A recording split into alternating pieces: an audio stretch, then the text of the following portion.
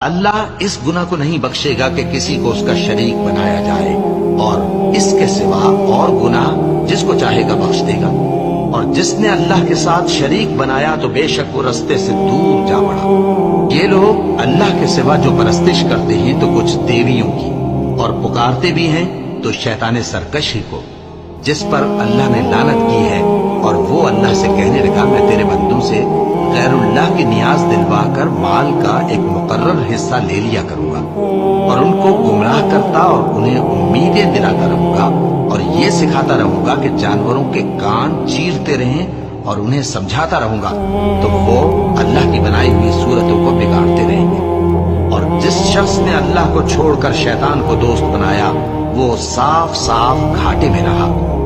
وہ ان کو وعدے دیتا ہے اور امیدیں دلاتا ہے،